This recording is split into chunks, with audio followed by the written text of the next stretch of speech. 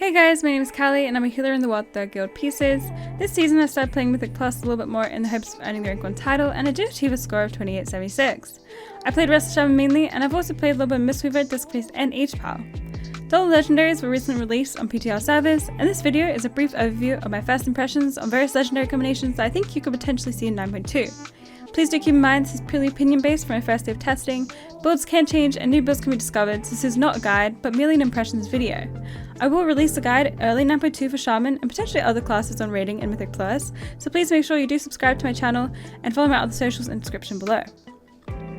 Logging into BTR, I quickly went and got PvP gear from the vendor. This gear is high burst, which Shaman favours in Mythic Plus.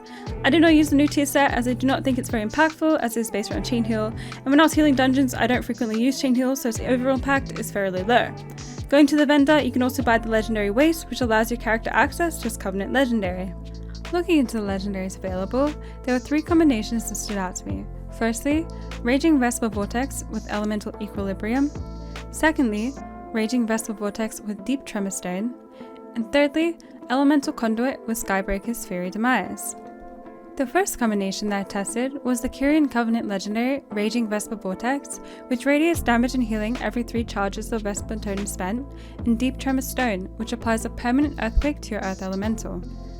In my opinion, this Legendary has by far the highest DPS ceiling of any combination available to us, but does however come at quite a huge risk.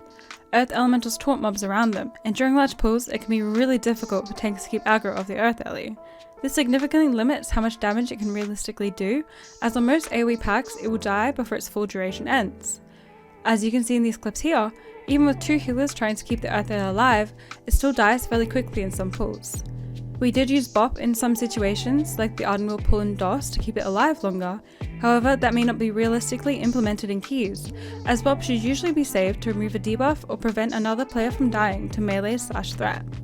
With that in mind, I do think that the Earth Ellie Legendary can still get a lot of damage out even if it does die quickly. Using Earth Ellie on bosses will also provide you a single target DPS increase. Even though it may not be doing as much as it would in AoE, it does provide more focused damage that may be more useful. Keep in mind, it can also be detrimental to other DPS players if it is killing their cleave, think frost mages, so in some cases it may not be worth to use it on a boss fight where trash is being pulled with the boss. With that in mind, you will likely want to adjust how you use your Earth Ellie depending on the dungeon and the route. Due to its 5-minute cooldown, you'll only get a couple of uses of it per dungeon, so it can be very punishing to your overall damage if it does die quickly or you use it poorly, which basically wastes your Legendary slot. Another thing to keep in mind is that it limits your ability to use Earth Elemental as a defensive using the Conduit Vital Accretion, since you'll be primarily using it off cooldown to maximize its damage. Moving on, the second combination I tested was Raging Vesper Vortex and Elemental Equilibrium, which is actually an Elemental Legendary that increases all damage dealt by 15% for 10 seconds. Dealing direct fire, frost, and nature damage within 10 seconds will apply this buff to your character. Some things that I liked about this build is that it lined up fairly well with Vesper Totem, as the buff can be applied to you every 30 seconds, and Vesper Totem has a short CD, especially in dungeons when making full use of the Effusive Anima Accelerator Soulbind. This build is simple to play as it is similar to the current playstyle and is fairly consistent compared to the others as a flat percentage increase to your damage. Something that I did consider while I was playing this build is that it did not provide any healing value, and did not feel very impactful when I was playing with it. At times it did feel clunky, however most times you passively did fire damage through Lava Burst or Flame Shock, and nature damage with Lightning Bolt or Chain Lightning as you were DPSing in the dungeon, and you only really needed to Frost Shock to activate the buff. Other times, you had to actively use different spells to activate the buff before using Vesper Totem, which delayed your damage. In my opinion, this combination of Legendaries has quite a lot lower DPS ceiling compared to the other builds. Another thing that I did notice as I was playing was that it did not fully synergize with the Raging Vesper Vortex Legendary, as the buff duration will end before you get both procs from using all 6 charges of Vesper Totem. My final verdict from trying this build is that it might be more effort than it is worth, and it won't provide as much damage as other Legendaries, however it can be the most consistent as it's completely controllable. The last Legendary combination is quite different compared to the others I tested, as it revolved around 𝗦𝗢𝗗𝗓 this time, and I wasn't confident that would be better than Kyrian since it's quite hard to beat out Vesper Totem, but in the end the build actually did end up being quite fun. I used the 𝗦𝗢𝗗𝗓 specific Legendary Elemental Conduit as well as the Elemental Legendary Skybreaker's 𝗦𝗢𝗓𝗓. Elemental Conduit applies Flame Shock on all enemies damaged by Chain Harvest, and Riptide to all friendly targets healed by Chain Harvest. This legendary also makes it so critical strikes reduce the cooldown of Chain Harvest by 1 second.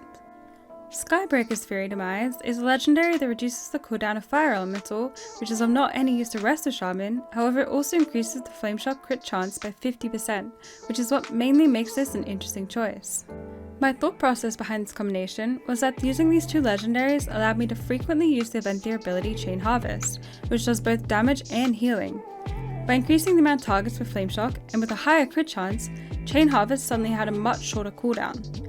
Not only does this provide a short CD for healing and damaging ability, it also provides a potential change of playstyle.